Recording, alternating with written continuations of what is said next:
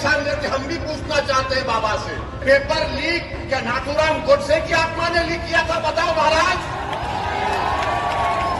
इसके प्रधानमंत्री कह रहे हैं और कह रहे हैं कि मुझे ऊपर वाले ने खास मकसद के तहत भेजा। क्या मकसद है आपका, बताइए? गंगा में लाशें बह रही थी कोविड के दौरान, नरेंद्र मोदी, क्या आपको दिखाई नहीं दिया? देश में आखिरी 7वें फेज की वोटिंग के लिए चुनावी संग्राम तेज हो गया है और इसमें सबसे ज्यादा हॉट सीट जो इस वक्त बनी हुई है वो है बनारस। वाराणसी की सीट पर तमाम नेता जो हैं अपना दमखम और जोर लगाने में लगे हुए हैं। जहां एक तरफ समाजवादी पार्टी और कांग्रेस है तो दूसरी तरफ एनडीए की तरफ से खुद प्रधानमंत्री नरेंद्र मोदी सामने है। लेकिन इस बीच पीडीएम के बैनर तले असदुद्दीन ओवैसी बनारस में पहुंचे हुए हैं। बनारस पहुंचे ओवैसी ने सीधा हमला मुख्यमंत्री योगी आदित्यनाथ और प्रधानमंत्री मोदी पर तो किया ही, लेकिन उससे पहले ओवैसी ने सीधे सपा कांग्रेस पर हमला कर डाला। ओवैसी ने मुस्लिम युवाओं से पूछा कि 2014, 17, 2019 में बीजेपी कैसे जीत गई। 2014 में तो ओवैसी था भी नहीं। समाजवादी और कांग्रेस सिर्फ आपको डराते हैं। क्या आपने 2017 में बीजेपी को वोट दिया था? क्या आपने 2019 में दिया था? क्या आपने 2022 में दिया था? क्या 2024 में देंगे आप? कितने नहीं देंगे, हाथ उठाइए। अब आप अपने दिल पर हाथ रखकर सोचिए कि असदुद्दीन ओवैसी 2014 में नहीं आया था तो कैसे बीजेपी जीत गई? 2017 में कैसे बीजेपी जीत गई? 2019 में कैसे बीजेपी जीत गई? 2022 में कैसे बीजेपी जीत गई? ये आपके हमारे दिलों में ये चीज डाल दी गई है कि तुम अगर वोट लेने वाले बनोगे तो बीजेपी जीत जाएगी। बीजेपी आपके वोट से नहीं जीत रही है, मैं आपको बता रहा हूं।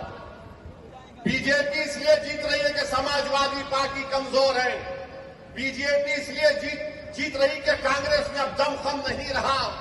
बीजेपी इसलिए जीत रही है कि बहुजन समाज पार्टी अपने उसूलों को खो चुकी है और हमको आकर कहा जाता है कि तुम अपने वोट को मुत्तहदा इस्तेमाल करो।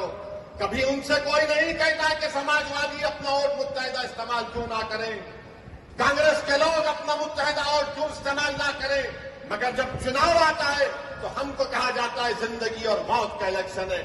वहीं योगी सरकार पर हमला करते हुए पेपर लीक मुद्दे पर भी असदुद्दीन ओवैसी ने घेरा। उत्तर प्रदेश के मुख्यमंत्री को लेकर उन्होंने कहा कि उत्तर प्रदेश के मुख्यमंत्री को मुगलों की आत्मा दिखाई देती है। ओवैसी ने पेपर लीक पर पूछ डाला कि मुख्यमंत्री बताएं कि क्या पेपर लीक नाथूराम गोडसे की आत्मा ने कराया है। मैं तो अपनी माँ की पेट से पैदा हुआ, अल्लाह के फजलो करम से। आप सब भी पैदा हुए ना। मोदी जी बोलते मैं नहीं, कैसे पैदा हुए भाई? देश के प्रधानमंत्री कह रहे हैं और कह रहे हैं कि मुझे ऊपर वाले ने खास मकसद के तहत भेजा। क्या मकसद है आपका, बताइए? गंगा में लाशें बह रही थी कोविड के दौरान, नरेंद्र मोदी, क्या आपको दिखाई नहीं दिया? उन लाशों को कुत्ते नोच कर खा रहे थे। भारत के युवाओं का मुकद्दर आपने बेरोजगारी बना दिया।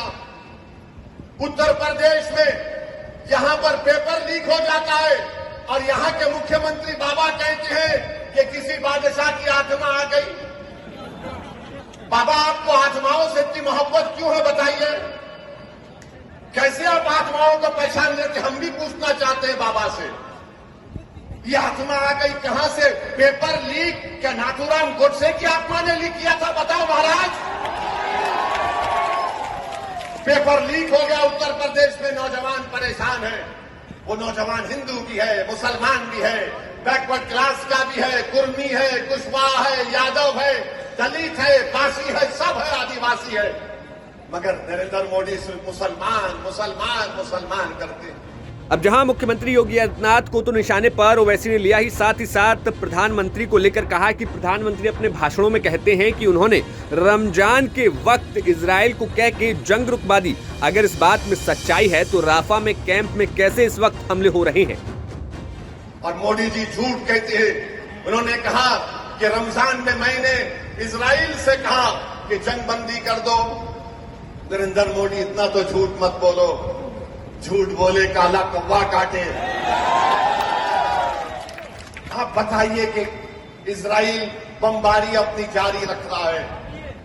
आज कल राफा में 45 लोग मारे गए रेफ्यूजी कैंप में। भारत क्यों नहीं कहता? मोदी, तुम बोलो ना।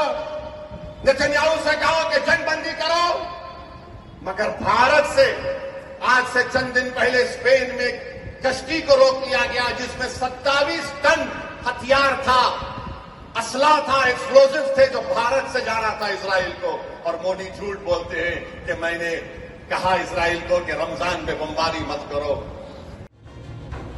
बता दें कि बनारस में 1 जून को मतदान है और खास तौर पर अगर समीकरणों को देखें तो लगभग 15% की आबादी जो है बनारस में मुस्लिमों की है और यहाँ पर वो 15% 2.5 लाख के करीब मुस्लिम मतदाता हैं जिन पर काफी कुछ समीकरण बैठता है। अब ऐसे में देखना होगा कि 1 जून को जब बनारस में वोटिंग होगी तब 4 जून को क्या कुछ रिजल्ट निकलकर सामने आते हैं। Bureau report, news nation.